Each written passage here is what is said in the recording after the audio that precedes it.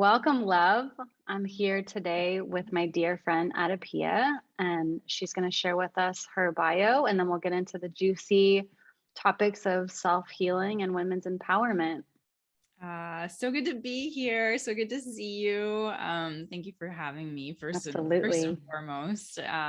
It's such a great service that you're providing by having people share their stories and there's like defining moments, which we're going to talk about. So I guess really quickly for people on my bio, I work in the investment industry. So like professional bio, I work in the investment industry. I have had a long and zigzag career of working through a lot of inner stuff that was holding me back from really achieving that potential and really actually accepting the career path that I chose. So you can imagine there was a lot of inherent shame and guilt because there's so many really awful money messages. But that's part of something that I've really overcome. And then personally, part of that journey led me to write a book called Productive Intuition, Connecting to the Subtle. And as you know, because you've known me before I even started writing that book, the inner journey and the self-awareness and the understanding of how to connect to that inner guru, the inner guide, the higher self, whatever you want to call it, that has become a cornerstone, like a foundation practice for me. So nothing in my life happens without that connection to myself. And when Mm. I'm not connected to myself, then a whole bunch of bad kind of comes my way. So that's just, yeah, a little bit about me. And I know we're going to dive into like the inner world. So I'm really looking forward to it. One thing that I've always complimented you on, and I want to share here, is you do such a beautiful job of blending the etheric work and the inner work that we do and blending it into, modern day finances and a businesswoman and an investor. And usually those ideas are separate. And I think you're such an excellent model, especially for women in business. And you show how you can exist in both and you can blend the two together and you can be a spiritual financial advisor or an empowered business owner or, really the blending of the two. I think you just do it so gracefully.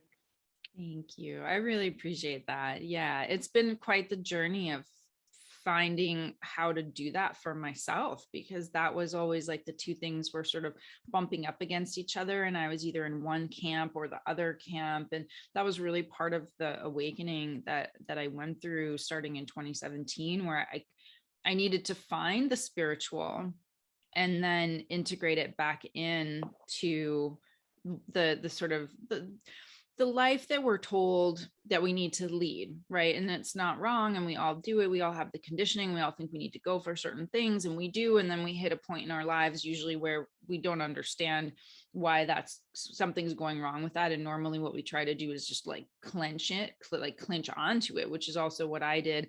And then meanwhile, like you're holding on to like the ledge of a cliff that literally is like crumbling. You just need to let go and know that when you let go, you are supported and you're caught. Which of course, as control freaks, all of us, our ego, fear, it just won't let us do that. It's one of the scariest things to do, quite honestly, is to be in full surrender and full trust. I think the other you mentioned the word, and awakened, and it was like, imagine if more people in their certain careers were awakened and empowered. Yeah.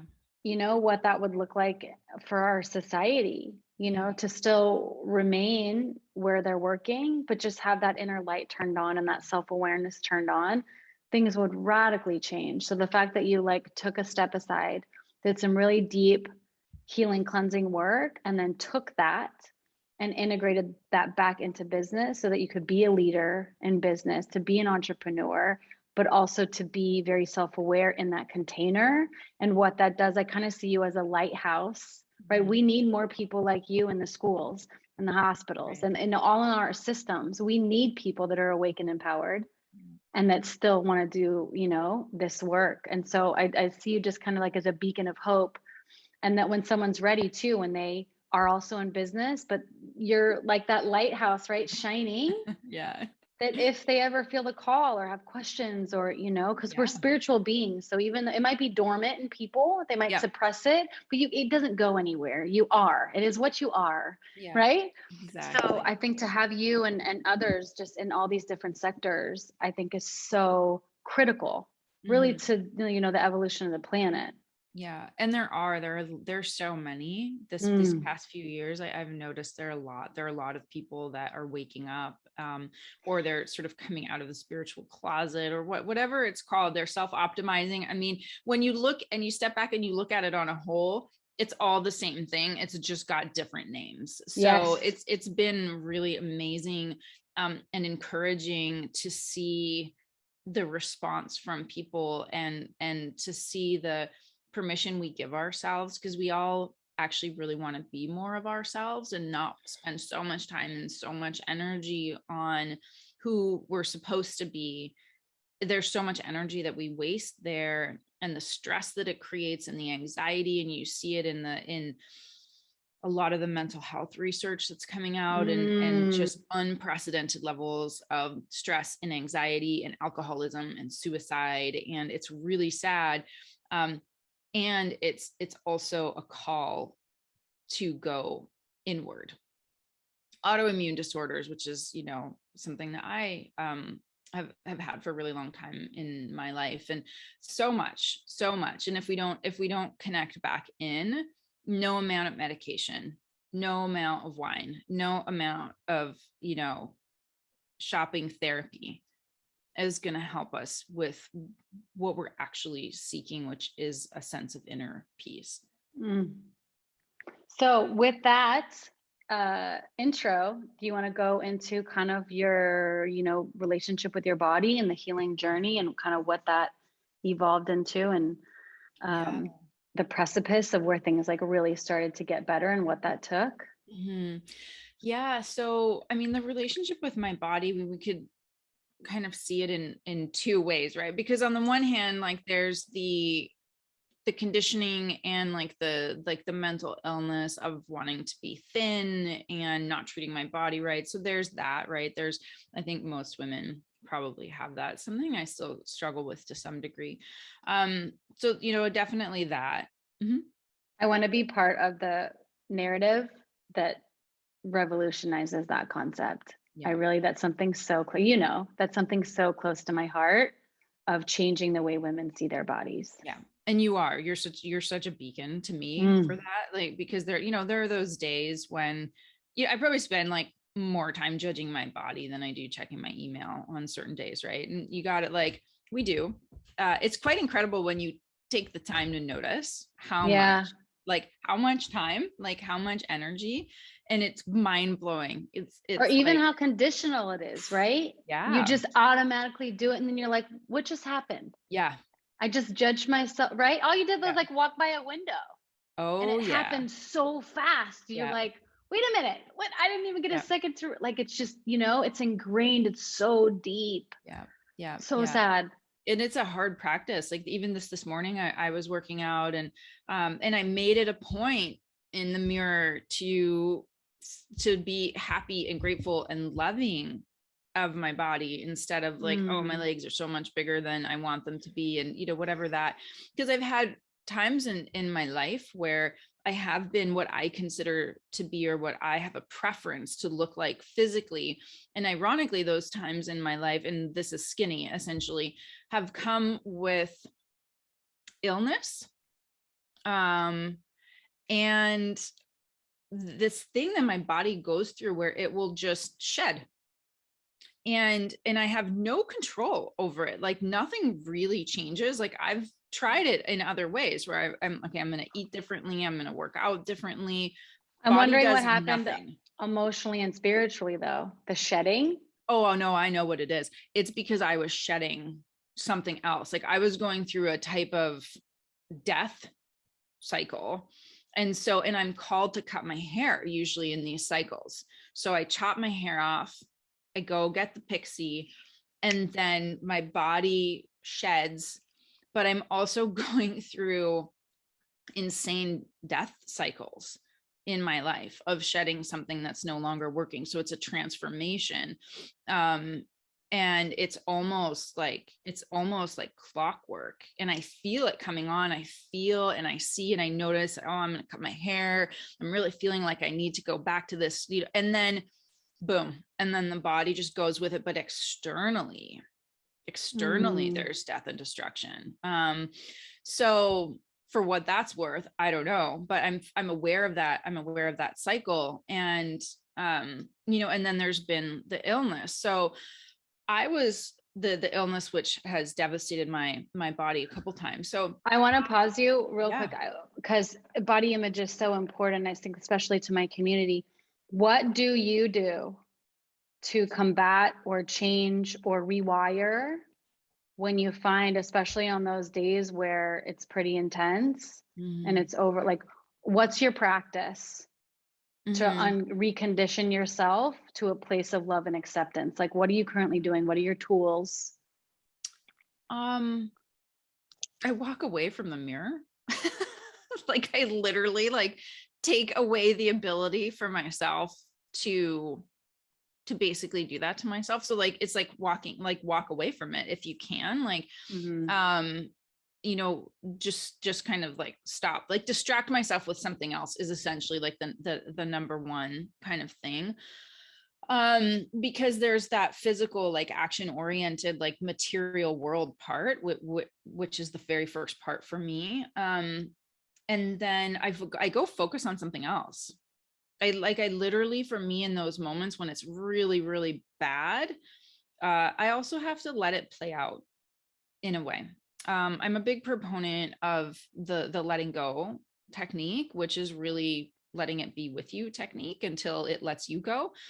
So I let myself sit with it. I notice, like I will notice, like I will try to figure out what the thoughts are, what's driving it, right? Like, why am I being like this to myself right now? Is it because I'm stressed about something else? Is it like, I try to understand underneath, like why this is happening. And then I need to go center myself basically. But a lot of times if it's really emotionally driven, usually from outside factors, or because I've noticed that, like, I haven't been eating well or something, or I have to find the initiating kind of element. And then when I can identify that element, then I can back off and just know that it's sort of like because of this, and then work on letting it be okay that that's there, and then choosing to make slight adjustments or changes if I need to. So I don't know if that helps. So I spend a lot of time trying to like root out the cause, and then understanding the emotion and the reaction, like the reactivity, and then shift into a response. Yeah, that's beautiful.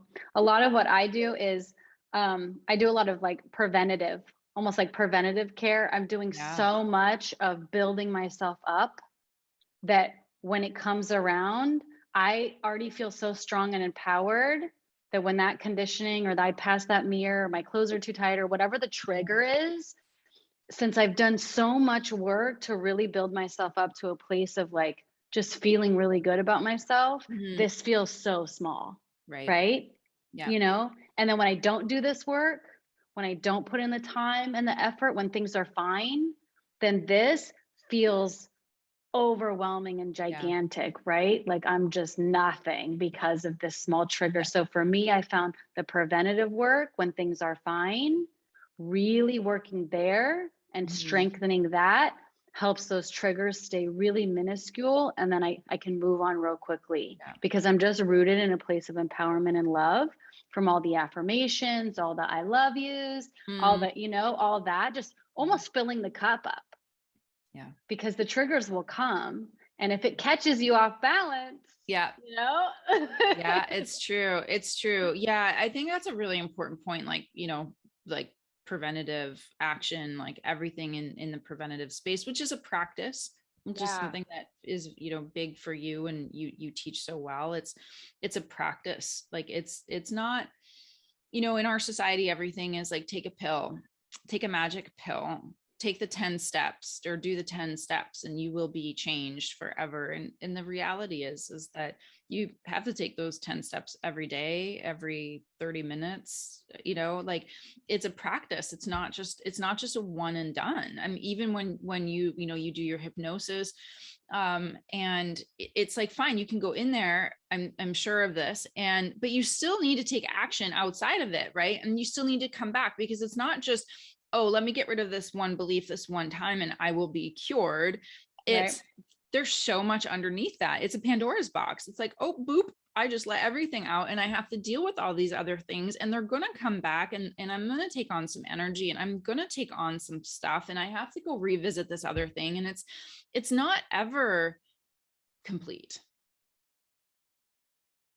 Yeah, I practice. That's what it is. It's a lifelong assignment. I thought like, I would just do this until I'm in my ideal body, right? Or if I am the size or the weight I want, right? And then I'll stop this. And then I still have not got there, right? I'm still working toward it. But I had the revelation that was like, this is a lifelong commitment. Yeah. And that happened for me last year. I realized that, and I was like, I'm in. Yeah. I may never get there, but I'm in for the journey. Yeah. And what I learn along the way, and the tools and the wisdom and the growth and the devotion to myself and to my healing, the body may or may not ever materialize, but what's happening along the way is so important. That's what I signed up for. Yeah. And I used to give like, okay, 6 months, I'm going to have the body of my dreams, or, I'm going to eat this way for 3 months, or, programs or all that kind of stuff they sell. And I just realized that's not it. It's a lifelong, right? Until I'm done with this body, I will be devoted to these practices. Yeah. And whether the body materializes or not is almost not even the point anymore. Yeah. And when the body has an intelligence of its own too, I mean, let's not forget aging. Let's not forget natural cycles. Like the idea, and this is for me, the idea, like when I did have my like quote unquote ideal body, the terror of it changing is real. It's like you couldn't even enjoy it.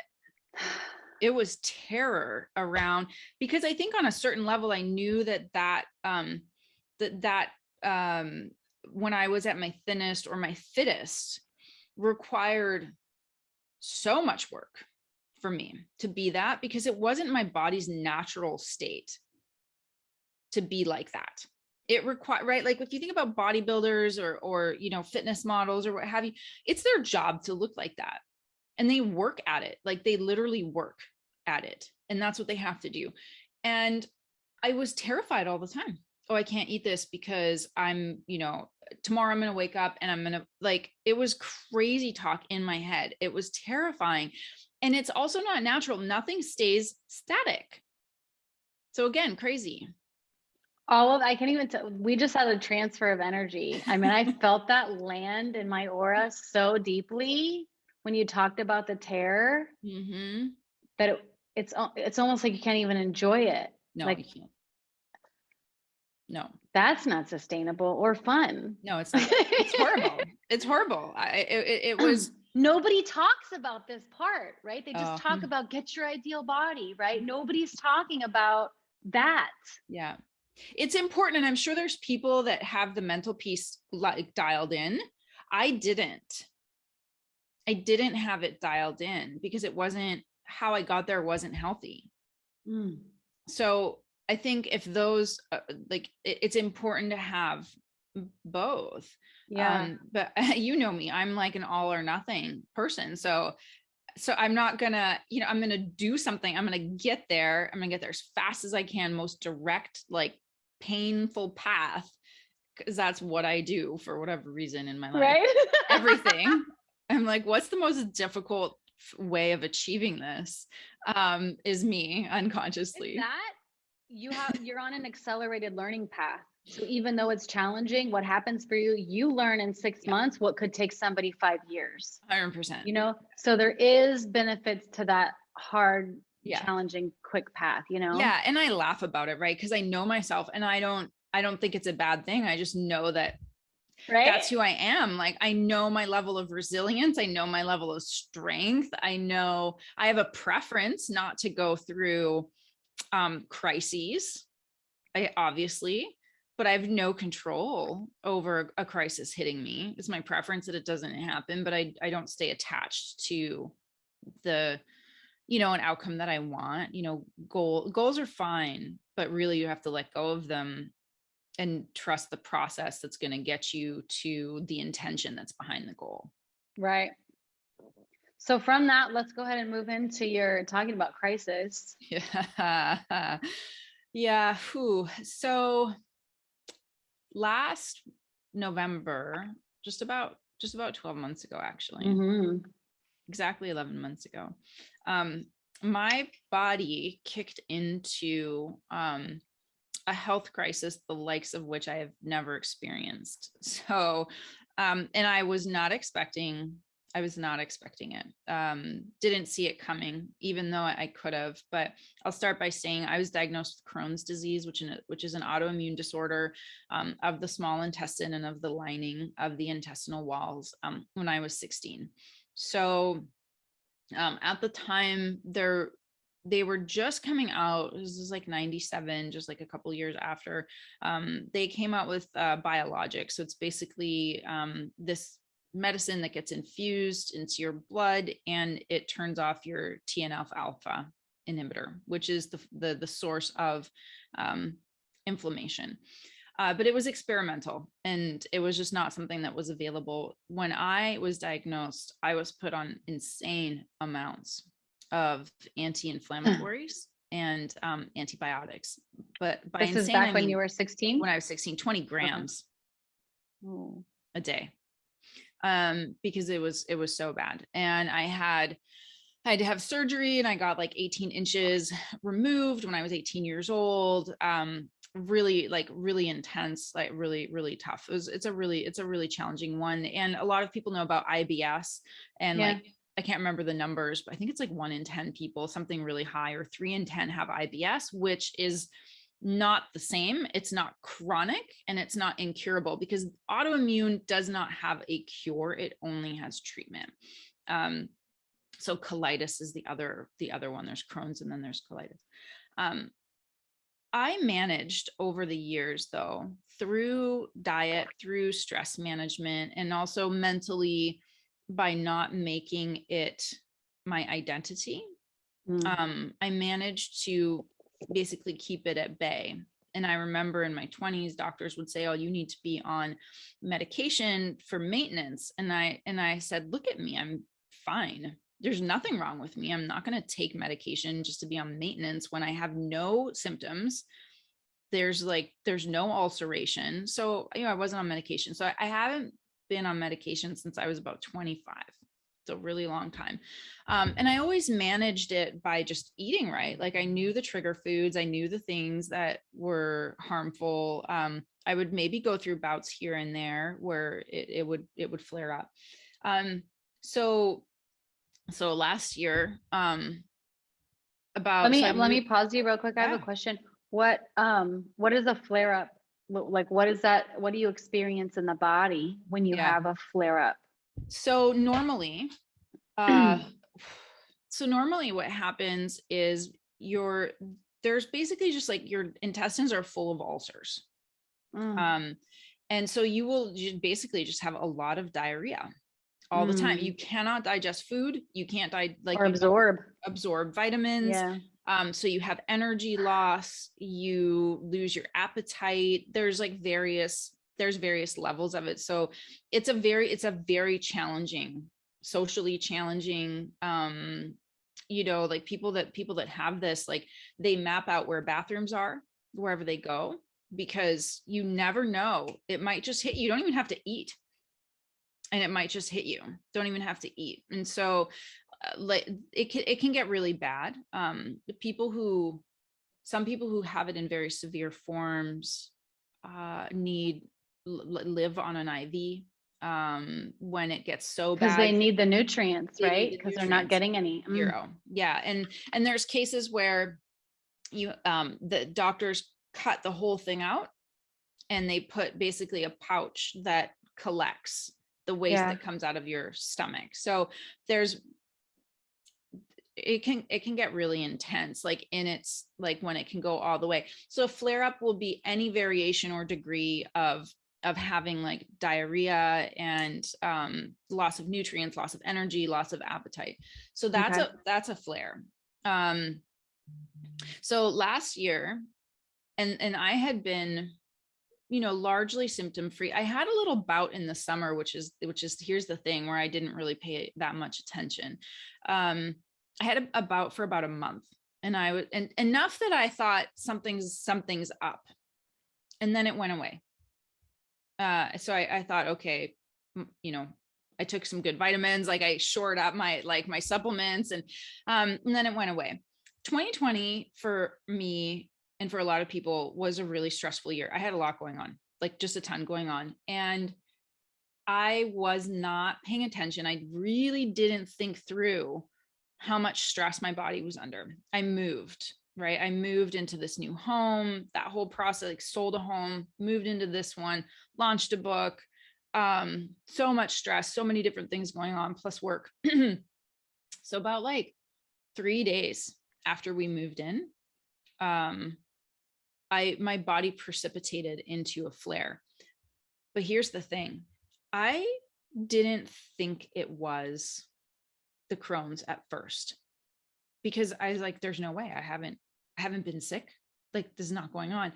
And because I thought I had rheumatoid arthritis. So here's what happened. So in addition to like some like the like my stomach, like my you know, all the diarrhea, all of that, I couldn't move my body. And so this is like, to me, I'm like, this is not Crohn's. This is something else. Like, I could not lift my arm because my bones hurt so much. Like, I called a neurologist because I just, it didn't match my prior experience or what I knew of Crohn's. But my bones hurt. I had zero strength. I couldn't lift like a cup of water. Andrew, my husband, would have to physically lift me out of bed because I couldn't lift myself. Like, I couldn't put weight to push out, right? I couldn't get up. Intense pain. I've never experienced that much pain in my life. Did this come on slowly, or was No. this like an overnight? No, it was basically overnight. My God. Yeah, it was basically overnight. And you know me, I'm athletic. I have like, you know, my like daily like 90-minute power yoga practice. Like, I super athletic, super strong. And I remember thinking like, this is the mind, right? When it doesn't want to really accept or acknowledge at first. And I thought I can't not have my yoga practice. What about my handstands? Like, literally, like, that's what I thought. Cause that's just me. And then after a while I was like, screw this. Like, this is like, screw the yoga practice. Like, I don't know what's going on. But just to put it in context, in 4 weeks, I lost 15 pounds in 4 weeks. Wow. I was skin and bones. Were you able to eat and it was just coming out, or you didn't want to eat? I could barely eat, couldn't eat. Couldn't eat. The only foods that I could eat were bananas, boiled white rice, broth, stewed apples. That actually stayed in the system? I mean, that you were able that didn't to... hurt. That didn't Okay. hurt. Like vegetables, fiber, not a chance. Oh, wow. Not a chance. And I, you know, the like stewed apples, because there's this thing about stewed apples with the pectin, which is really helpful. I took ghee, which was super helpful. Oh my God, ghee was like a lifesaver. Because the first, you know, what I did, again, this is me, lesson learned. I didn't call a doctor because I was like, no, this is not, I just didn't, like, I can't even tell you why. I don't know. I called an Ayurvedic practitioner, our friend Hari. And I said, Hari, I need some help. This is what I'm going through. So she told me about the ghee. And she told me that my body needed deep rest, but she said the word deep like 5 times. She's like, deep, deep, deep, deep, deep rest, Adapia, rest. And I was like, no, I don't understand. I am resting. And she's like, no, literally, like you literally do nothing. And after a couple, after about a week with her, she did say, she's like, this is something far graver than what we can do together. Because again, I wasn't thinking it was Crohn's. I was thinking, I was under some stress, but I couldn't understand like my bones, I couldn't understand the inflammation. My feet were swollen. I couldn't walk. All my joints were painful. I remember this. She told me to do abhyanga with the hot oil, like the self massage. I could not place pressure on my body to massage. Like I could not put pressure to actually massage. Were you terrified? No, I wasn't. And my body couldn't regulate temperature. So I would be freezing during the day, no matter how hot the house was. I was freezing. Then I would go to bed at night and I would sweat through like 5 towels a night.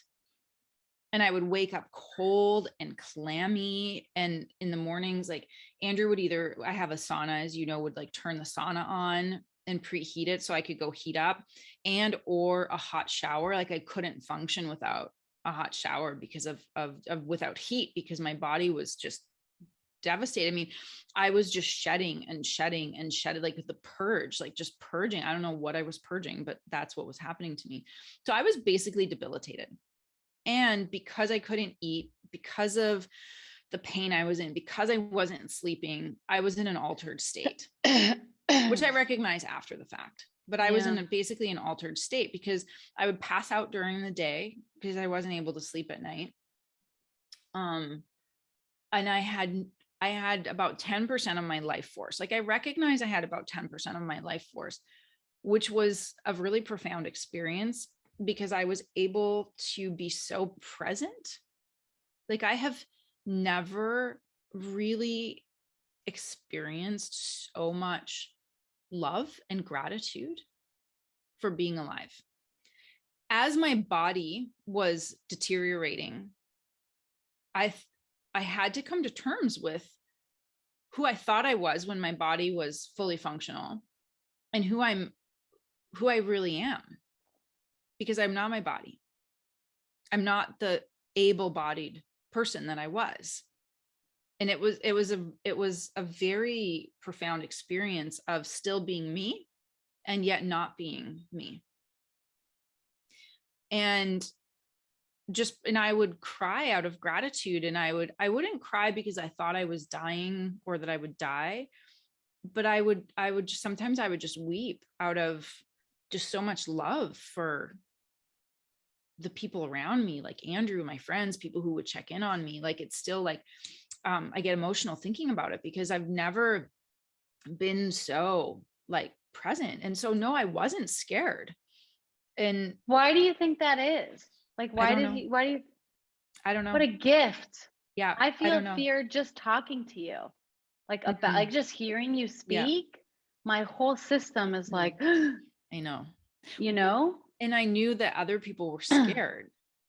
And so I think wanted it's control. Like for me, I think the fear comes up with you're right. You have no control, right? You just have to surrender. Zero. I feel like the fear I feel hearing you is the thought of not knowing and not being able to control it. And that's not the fear of dying, but the fear of those two components. Yeah. No, it's I don't know. I would just, this is where my practices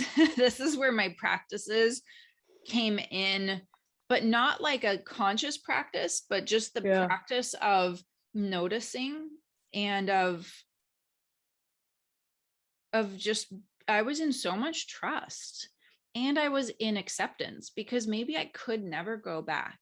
And so that was the self-talk, if anything, that I was working through was, this might be it. And what if it is? And and what if it is? And there's no answer to what if it is. So it's like, okay, I'm going to take my life one day at a time.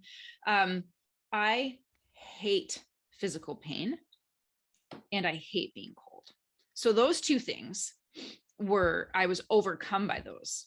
two things. And so no amount of resistance would help me with those two things. So I had to just, for whatever reason, those were the things that I was really dealing with. And so this is going on and on and on and on. Eventually I get a colonoscopy. So I finally called the gastroenterologist, like made an appointment, explained everything. And she said, you come in for a colonoscopy. Now, by the time I got a hold of this person, was trying to make appointments, it was like Christmas. So I was like 3 weeks into it, and like probably at the height of how ill I was. It was like one of like the worst, like Christmas Eve was the worst of it. So this is maybe a little bit like graphic, but I remember this because it was just the most pain I've ever been in my life. So I was on the toilet. I was in excruciating pain, so much so that I was vomiting. That's how much pain I was in. I was vomiting, and I had asked Andrew to hold my hand because I just couldn't deal with the pain. So like worst. And the next day, Andrew, he went out to, get like Christmas food or whatever, we're going to have like our Christmas lunch. And I remember kind of passing out he was gone for quite a little while. And like, I passed out I call them my pain naps. And I actually prayed for essentially what was like a Christmas miracle. I'm like, it's Christmas. We just had solstice. It's the beginning, it's the rising of the sun. And so I prayed for a miracle. And I had a vision in my passed out sleep state, wherever I was. And I had a vision that showed me that I would be okay. And then I received my first miracle, which was I received this mud from northern Canada, just out of the blue. I got it on the 26th in the mail.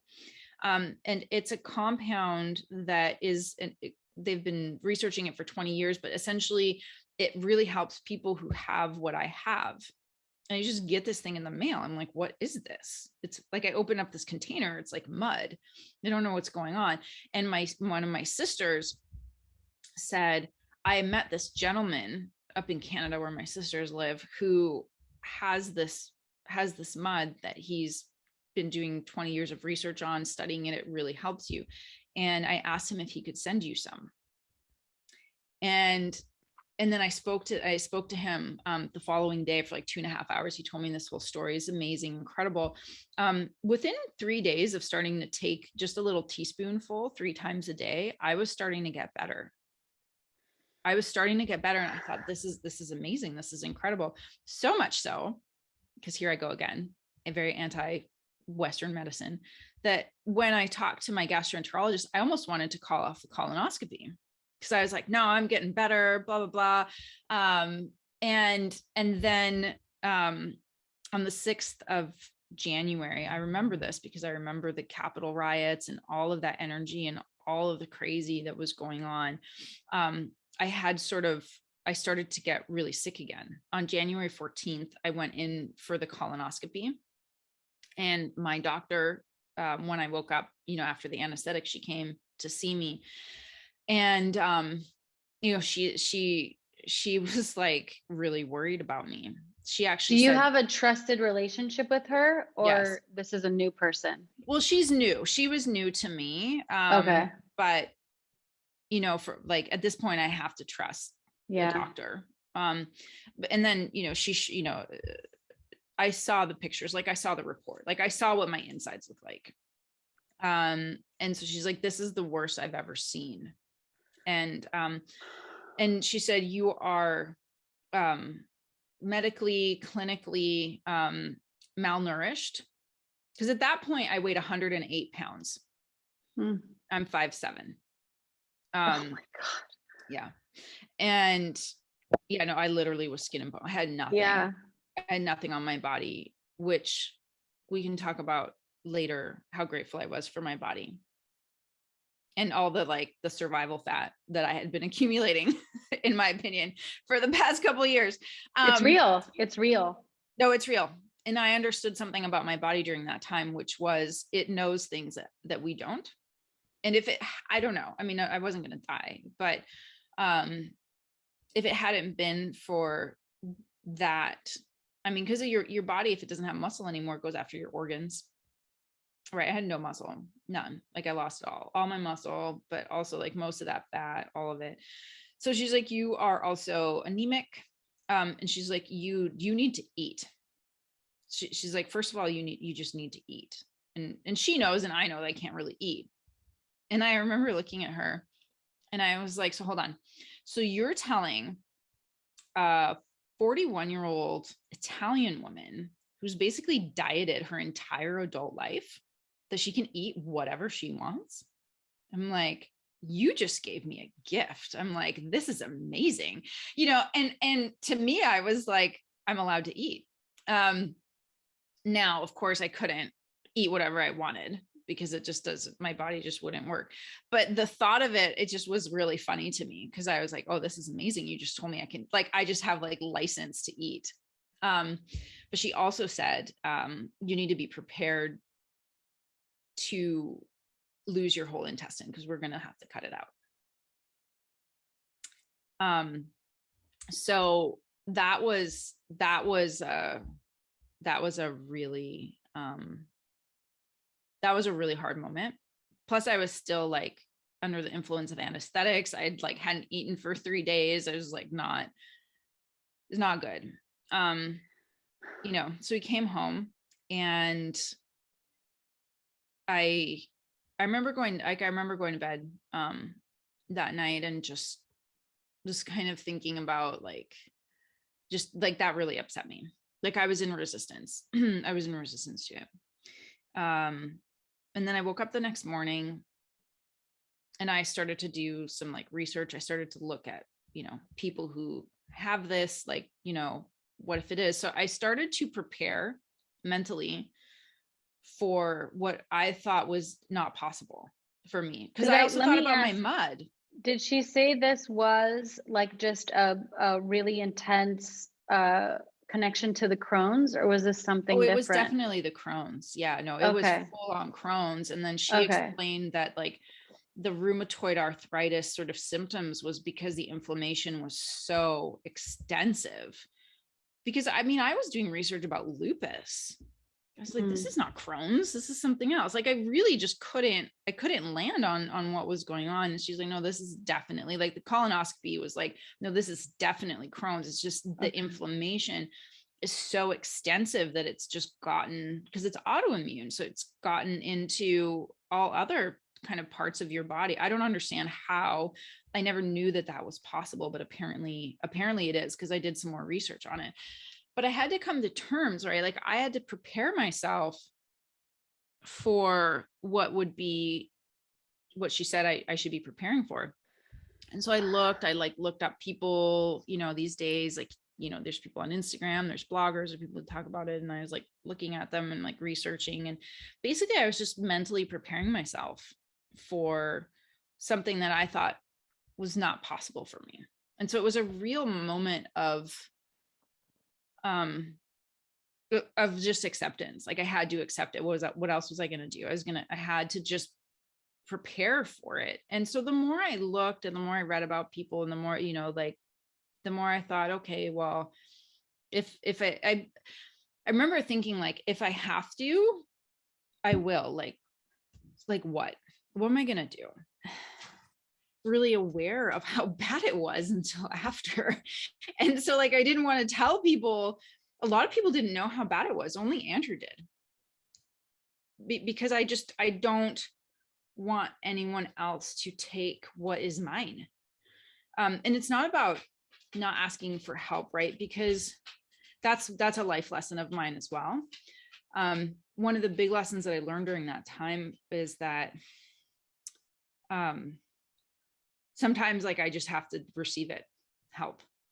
because I could do nothing on my own. And I am like, Andrew calls me Miss Independent. I guess there's like a country song and about Miss Independence or Miss Independent. And he's like, that's me. And it is. And so this was just such a, like, through the fire of you literally cannot do anything on your own. You can't even make your own food.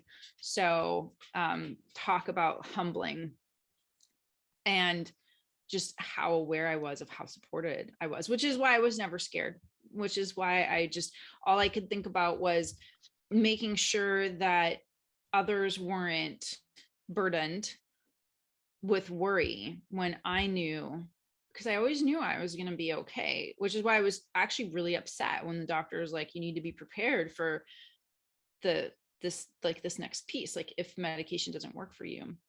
So there was a part of me inside that always knew that I would be okay. It wasn't rational. And you had the vision too. And I had that vision. Yeah. It was just this like beautiful, like I woke up crying because it was so moving that I would be okay. And not coincidentally, not just okay with this, but okay with all of it.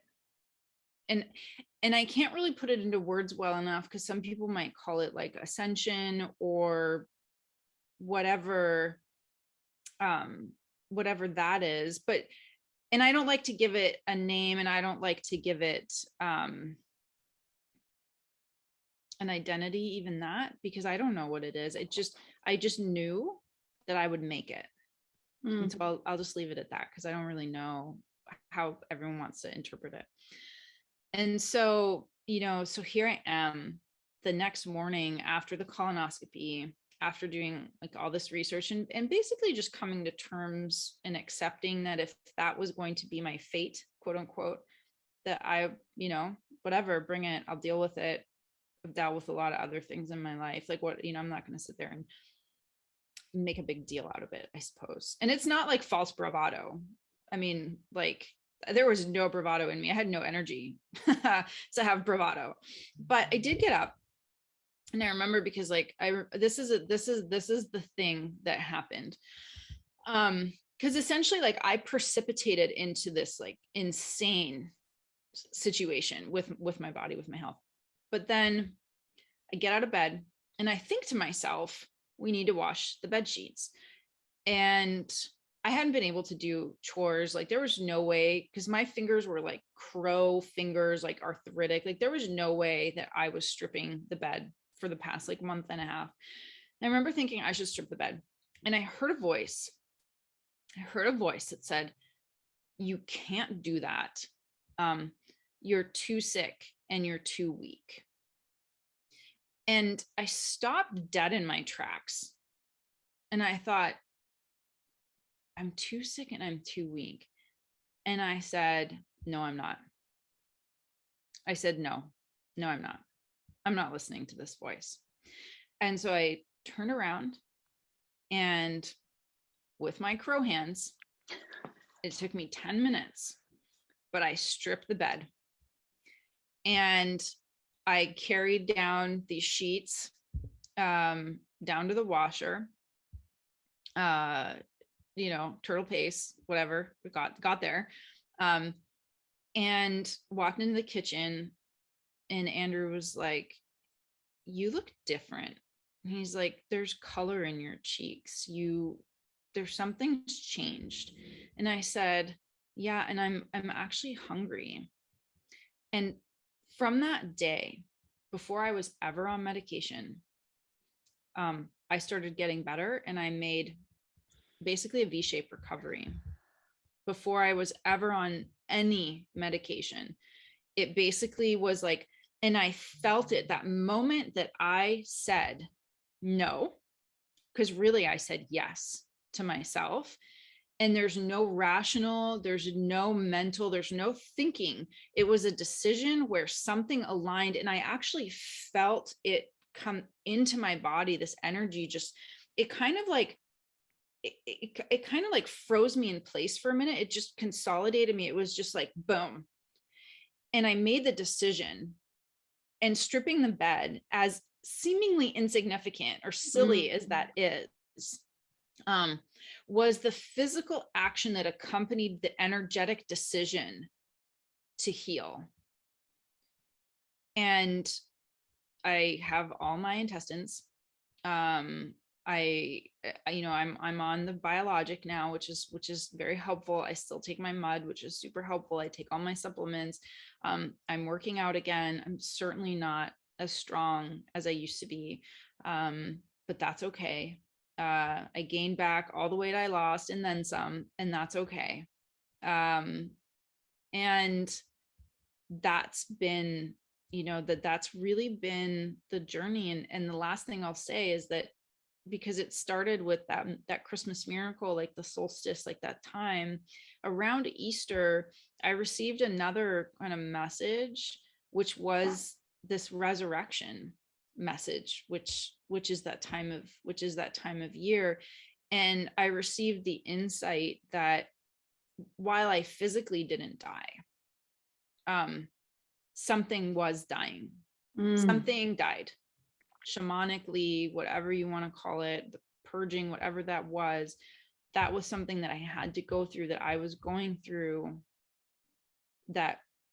And I came back and I kind of like had that resurrection. And in fact, since about April, I've really just taken off with my health. Like my doctor said, she said, I don't know what you are. That same doctor who told you that it's going to have to come. So we have a few minutes. What do you think it was that changed the trajectory? If you can explain it in words, for women, especially that might be in a similar spot health-wise, like what occurred within you? An alignment. I made a decision also. It's very like non-spiritual. I decided. There's so much power in a woman making a decision. Yeah. It's unreal. It was it. I heard that voice, and the other, and I know myself, if you tell me I can't do something, it's over. Totally. I'm doing it. Right? And so that voice, and so here's the thing, that voice wasn't a bad guy. That voice was exactly what I needed to make the decision that I made. Like I needed to hear that voice say, you can't. I kind of needed that voice to say, stay down. I don't stay down. And it triggered that rebellious nature. It activated that part of me that's a warrior.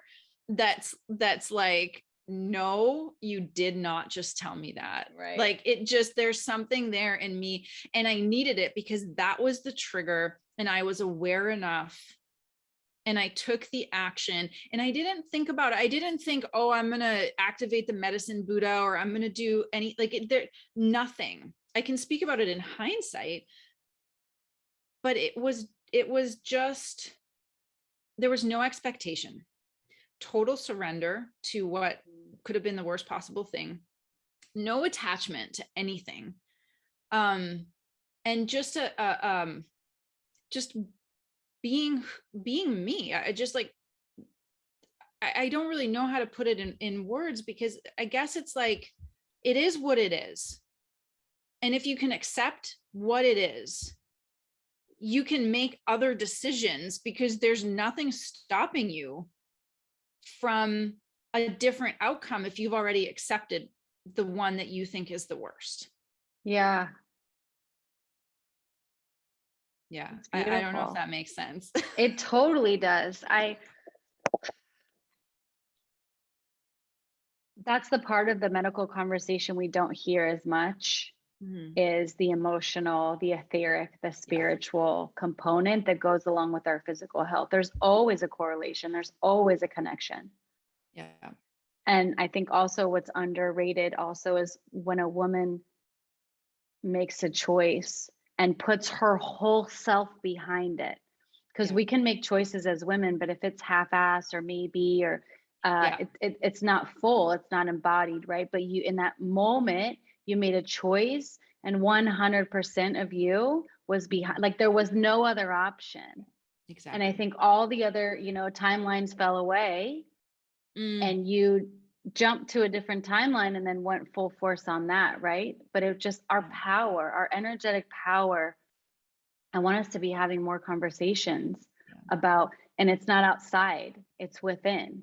It's always, always, always inside. Always. And you know what I just realized, actually, to go back to the very beginning when you talked about how I integrate these two, something about that experience was actually how I really fully integrated what was still a bit disparate for me.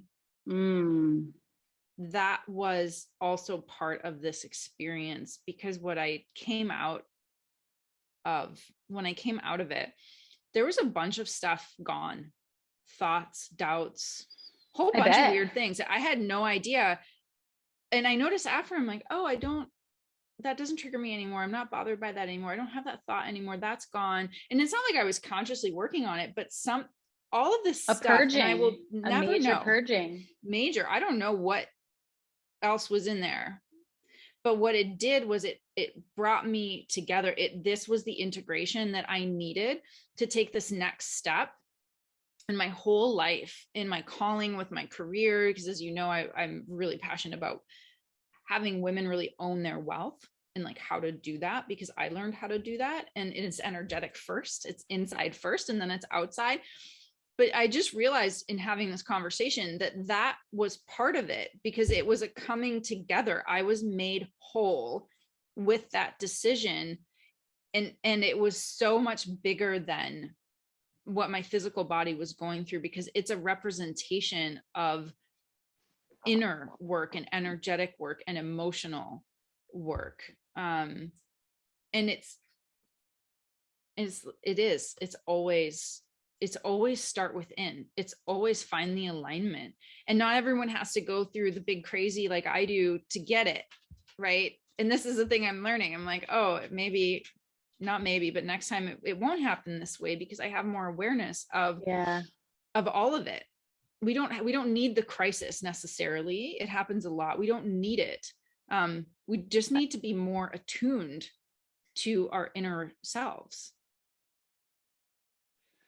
Thank you so much. I know you got to go to another call. Thank you so much for sharing this story. And my hope is that it just provides hope for other people on a similar journey, that they know that not only is healing possible, you know, miracles are normal, and the power in decision making and getting behind full force behind that is, I mean, really can change the trajectory of someone's life. It's not a minor detail. It's really something, if we can learn to harness, can really take control of our life. Yeah. And interestingly, for the whole control freak in us, it's where we actually have control. We're not out of control. I just got shivers when you said that. Yeah, 100%. That is where it lies. Yes.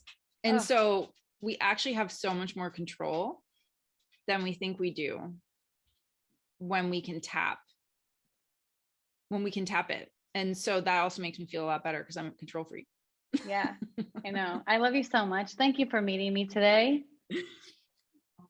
Thank you for having me. Thank you for this beautiful conversation. Absolutely. I hope we have more, because I want to talk about also, I personally believe through your journey that was lifetimes of healing, generational healings, past life, cellular healing. Like it wasn't just you. I think you represented so much more.